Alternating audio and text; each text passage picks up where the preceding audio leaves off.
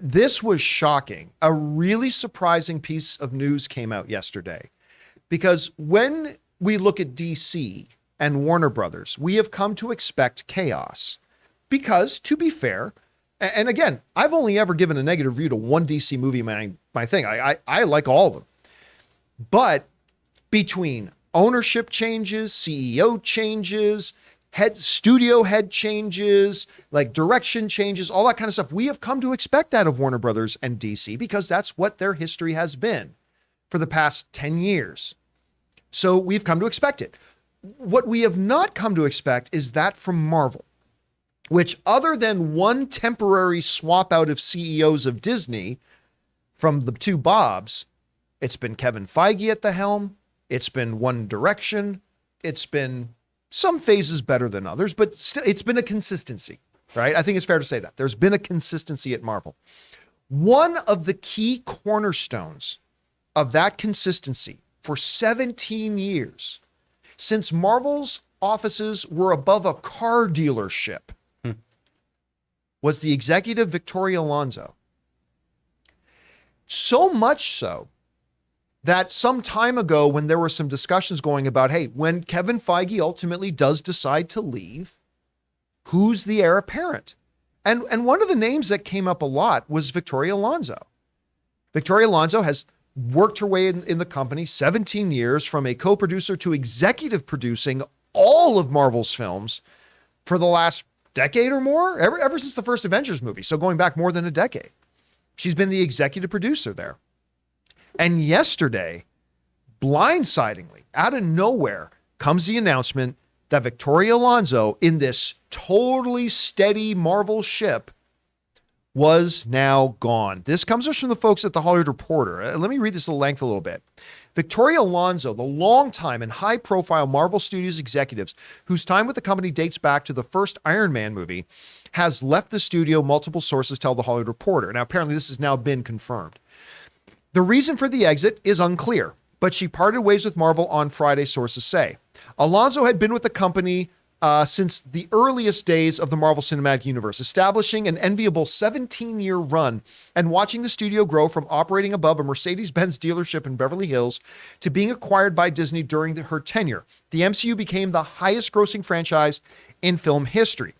Alonso joined the studio in 2006 as the chief of visual effects and post-production and helped launch the Marvel Cinematic Universe as a co-producer in 2008's Iron Man. She also served as the co-producer in Iron Man 2, Thor, and Captain America: The First Avenger. Alonso was then up to executive producer on The Avengers in 2012, the landmark film that grossed $1.5 billion and took Marvel to new heights, and proving that the concept of a shared cinematic universe can really work. Alonso also served as the executive producer on Marvel's subsequent releases, also worked on his Disney Plus TV series.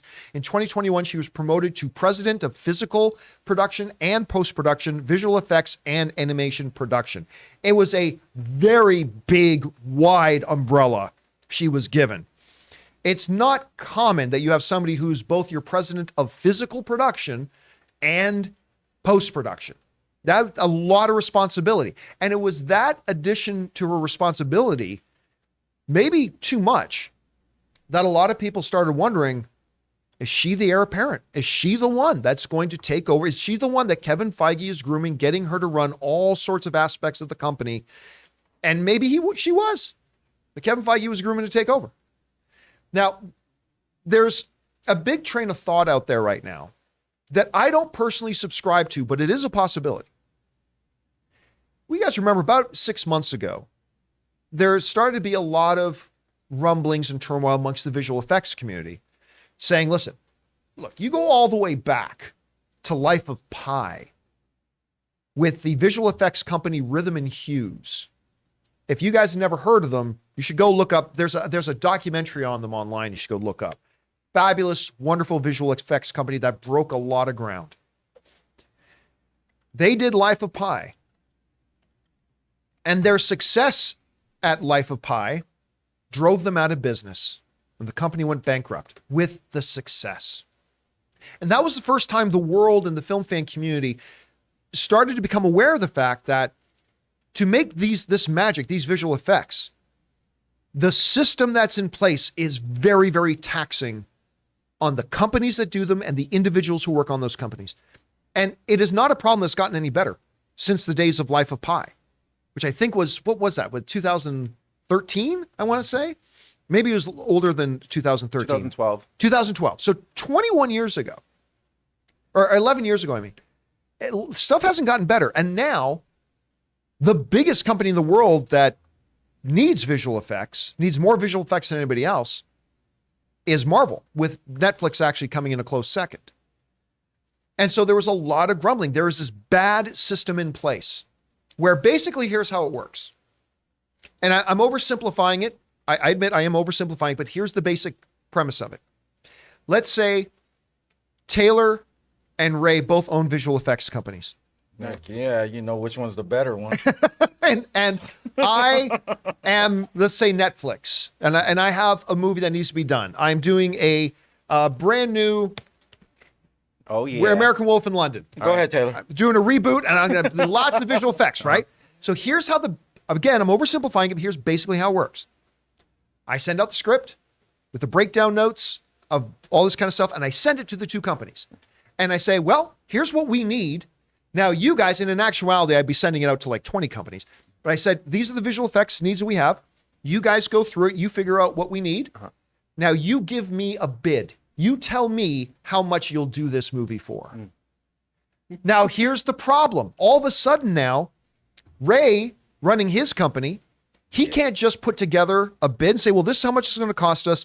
This will be a good profit margin for us. So we'll do it for this much, because he knows that if Taylor comes in $1 under what he bids, I'm going to give the job to Taylor.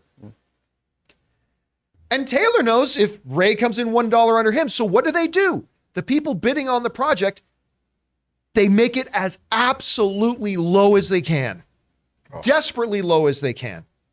And here's the problem, though. Within these contracts, the visual effects companies have to do pickups. They have to do if there's changes and all that kind of stuff. And ultimately, that's what drove Witherman, and again, I'm oversimplifying it, but that's what drove Rhythm and Hughes out of business, is that the changes were made at the last second. People were working overtime. It cost Rhythm and Hughes paying all their staff while doing work they did not account for, and it drove them out of business because the system is broken. And Marvel, being the ones who provide most of the work and have the most stringent deadlines, some say too stringent, has caused a lot of stress and a lot of problems for a lot of visual effects companies. So there is a train of thought out there that maybe I'm not even going to say firing, because we don't even know if she was fired or she just decided to leave. We have no idea at this point. But that maybe Victoria Alonso was let go because of all the turmoil amongst the visual effects community. The reason I have a hard time believing that right now is, why would that happen now and not 7 months ago when it was all really a big issue? I don't know why she would still be around for 7 months. And now listen, as an executive, she was a taskmaster. She was responsible when all these movies and filmmakers were making all these movies and saying, we need these visual effects. It was her responsibility as the head of post-production to make sure what the filmmakers needed got it. And maybe she went about it the wrong way. I mean, we don't know. We have no idea. And by the way, we don't even know that she was let go. For all we know, she left it to become the new president of Lucasfilm. Well, it's funny because like this morning on the news, they're interviewing. They're interviewing this older lady who was like 70 years old, and they said, "What's your biggest regret? You know, like what would you do?" She said, "I wouldn't have worked so hard." You know what I mean? And I've heard a lot of stories like that. One could be what's going on with her. Maybe it's just it's time. Maybe hey, listen, maybe part of her salary for 17 years was stock options every year, and she's looked at the price of Disney and Marvel stock and said, you know what, I can cash out now and I can have $20 million in the bank, and I can just, we don't know. Yeah, you can only do something for so long. Yeah, the point is right now, we don't know why she left, but there is speculation about why. Again, she very well could have left to become the new president of Lucasfilm. We just don't know yet. I don't think that's likely, but I'm just saying. But again, the reason this is so interesting to me is, again, what we were talking about at the beginning, that this has been a company that has not had a lot of turnover. This is a company that has not had, especially at the top. And so it is really interesting to see this work out. And it's going to be very fascinating over the coming weeks, as I'm sure little bits of information will trickle out to figure out what was behind it. Is it something as simple as, you know what, I've done this long enough, and she just decided it's time for me to cash out? Or is it Big Papa Iger saying, you know what, you guys really mismanaged the way we handled and treated the visual effects companies. Somebody's got to be held accountable, and it's going to be her. That might be it. That might have nothing to do with it. We won't know for a while, but it's going to be interesting to find out. Question is for you guys. What do you think about this? Do you think that Victoria Alonso just decided to leave? Maybe she has a better job offer. Maybe she just decided, hey, 17 years is long enough. Do you think maybe it had something to do with the relationship with visual effects companies?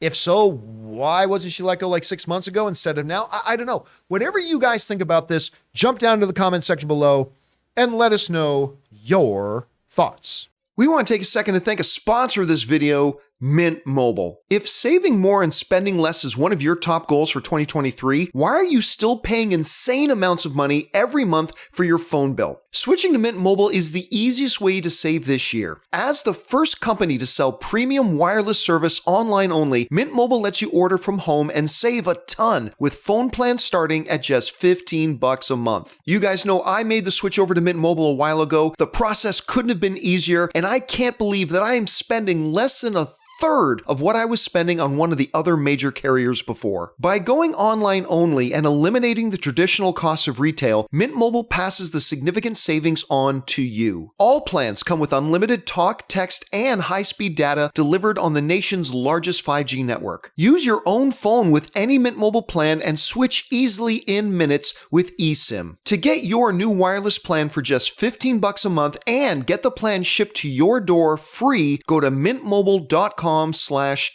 That's mintmobile.com/Campea. Cut your wireless bill to $15 a month at mintmobile.com/Campea.